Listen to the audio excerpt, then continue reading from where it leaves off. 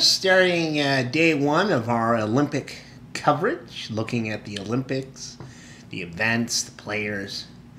True confession out of the way, of course, I didn't really get a chance to see too much of the Olympic Games today.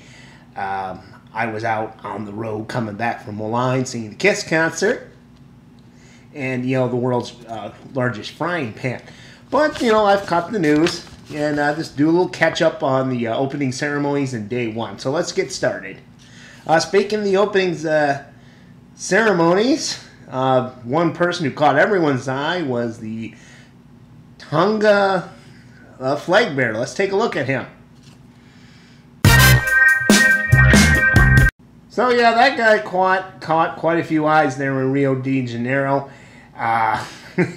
His name is Peter Nicholas, and I apologize if I'm saying this wrong. I probably am.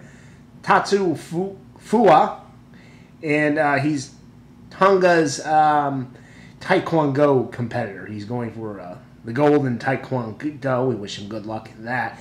And I feel bad for the Tongo Flag Bearer. That's Tongo, the African nation. That guy, if it was a guy, it might have been a woman, but let's say it was a guy. He's hearing all these people going on about the Tongo Flag Bearer and how sexy he is, and he's like, Then he gets on Twitter, he realizes they're talking about the Tonga Flag Bearer. It must have been a disappointment for him. And speaking of the opening ceremonies and catching eyes, another team that came out that caught a lot of people's eyes was the refugee team. And that's a team that consists of refugees from around the world. Some were from Syria, some were from Sudan, Dominican Republic. I don't know if this is the first time they've done this, but they now have a team for the refugees, people who've been displaced through civil wars and strife. And they got a standing ovation. I do think, that's good. That's great that, that they have these people who, like I said, are displaced and they're all over the world now. They have someone who can represent them. Also, speaking of people who aren't necessarily representing the country that they're from, or more accurately, the nation that they fall under, Puerto Rico. You know that Puerto Rico has its own Olympic team? Yeah, this kind of struck me as surprised by this when I watched the women's volleyball team take on women's U.S. team take on the Puerto Rican team. I'm like, what? So I Google it, and, it's like this. The Olympic Committee, they set their own rules as far as who can play, and they don't have to, they figure they don't have to abide by what the UN puts out and recognizes as a nation. Like with the refugee team, they figure, I guess, Puerto Rico is independent and sovereign enough from the United States, they can have its own Olympic team, Puerto Ricans are United States citizens. They have representatives in the United States Congress, not voting representatives. Tax money goes to them, and they have their own Olympic team, apparently. But hey, you know what? I'm not going to pass any judgment on Puerto Rican Olympic teams, and any Puerto Rican who would want to join the Puerto Rican team instead of the United States team. No judgment whatsoever. Okay, moving on. So going on to medal count, United States, being day one, we've gotten 5 medals so far, 4 of them silver, and 1 gold. The 1 gold going to Ginny Thrasher, who won some kind of shooting competition. Good job, Ginny. Ginny Thrasher, though. Does that sound like something like some kind of anti-ginger guy would use as his nickname? He's Ginny Thrasher. He thrashes gingers. Just a thought. I should also point out I'm not a fan of ginger thrashing.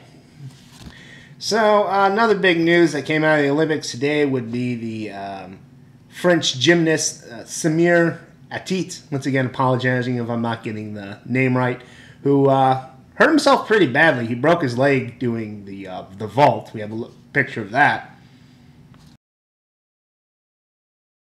Ooh, that is just painful to look at. Do we have anything that can take our minds off of that that we could just put up real quick? Anything?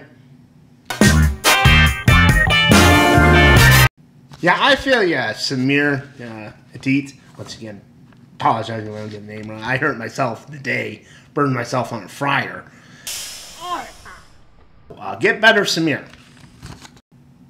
So, final item, we're going to talk about the USA's women's soccer team. And, of course, we're talking about the women's USA soccer team. We've got to talk about Hope Solo. So today, the women's soccer team took on France and beat them. Hell yeah!